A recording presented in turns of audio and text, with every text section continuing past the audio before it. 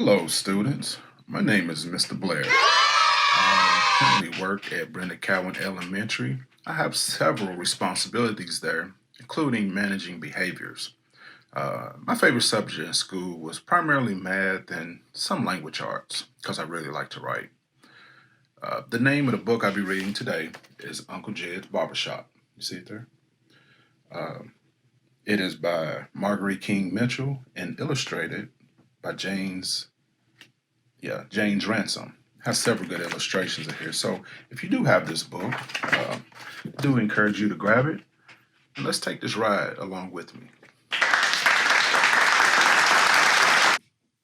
Jediah Johnson was my granddaddy's brother. Everybody has their favorite relative. Well, Uncle Jediah was mine. He used to come to our house every Wednesday night with his clippers. He was the only black barber in the county. Daddy said that before Uncle Jed started cutting hair, he and his granddaddy used to have to go 30 miles to get a haircut.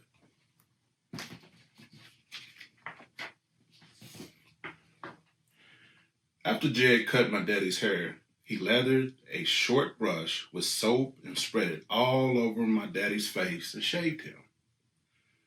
Then he started over on my granddaddy. I always asked Uncle Jed to cut my hair, but Mama wouldn't let him. So he would run the clippers on the back of my neck and just pretend to be cutting my hair. He even spread lotion on my neck. I would smell wonderful all day.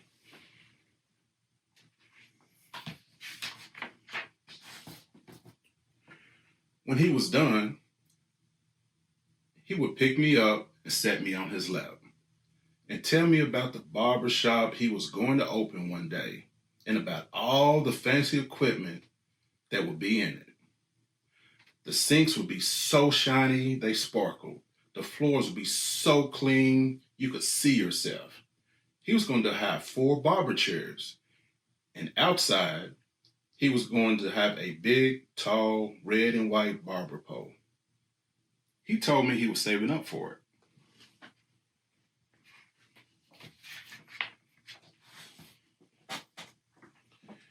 He had been saying the same things for years. Nobody believed him. People didn't have dreams like that in those days.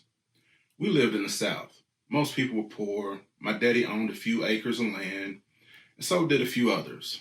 But most people were sharecroppers. That means they lived in a shack, worked on somebody else's land, in exchange for share of their crop.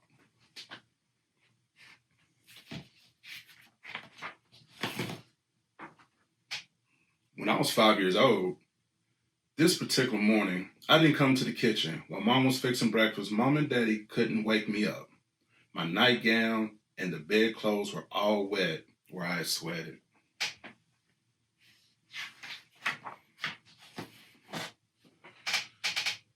Mom wrapped me in a blanket while Daddy went outside and hitched the horse to the wagon. We had to travel about 20 minutes into town and to the hospital. It was midday when we got there. We had to go to the colored waiting room in those days. They kept blacks and whites separate. They were separate public restrooms, separate water fountains, separate schools. It was called segregation. So the hospital we had to go to had a colored waiting room. Even though I was unconscious, the doctor wouldn't look at me until they had finished with all the white patients. When the doctor examined me, they told my daddy that I needed an operation and it would cost $300. $300 was a lot of money in those days. My daddy didn't have that kind of money, and the doctors wouldn't do the operation until they had the money.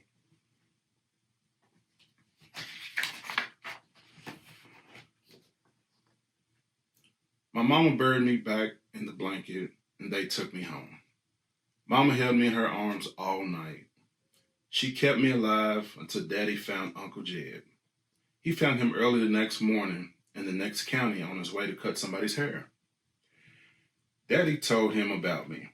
Uncle Jed leaned on his bent cane and stared straight ahead. He told Daddy that the money didn't matter. He couldn't let anything happen to his Sarah Jean.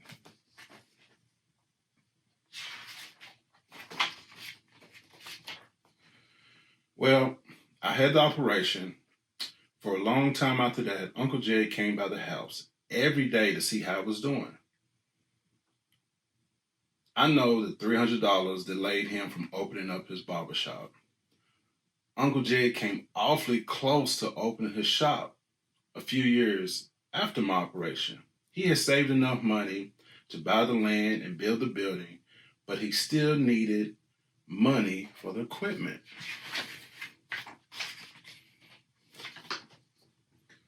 Anyway, Uncle Jed had come by the house. We had just finished supper when there was a knock at the door. It was Ernest Walters, a friend of Uncle Jed's. He had come by to tell Uncle Jed about the bank failing. That was where Mr. Walters and Uncle Jed had their money.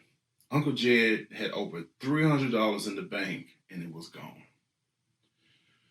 Uncle Jed just stood there a long time before he said anything. Then he told Mr. Walters that even though he was disappointed, he'll just have to start all over again.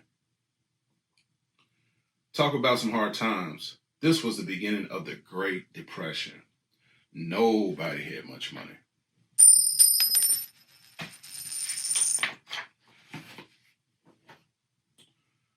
But Uncle Jed kept going around to his customers, cutting their hair. Even though they couldn't pay him, his customers started to give him what they had. A hot meal, fresh eggs, vegetables from the garden. And when they were able to pay again, they did. And Uncle Jed started saving all over again. Old Uncle Jed finally got his barbershop. He opened it on his 79th birthday. It had everything, just like he said he would. Big comfortable chairs, 4 cutting stands, you name it. The floors were so shiny they sparkled.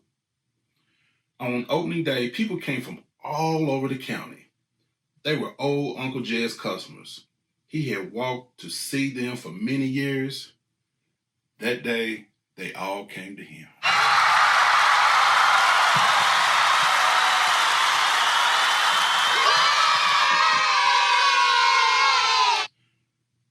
I believe he cut hair all night and all the next day and the next day and the day after that.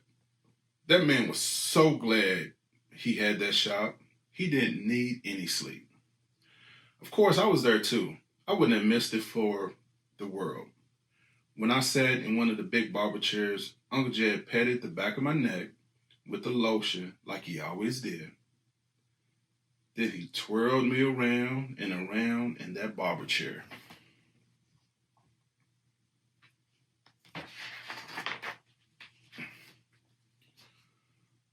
Uncle Jed died not too long after that, and I think he died a happy man.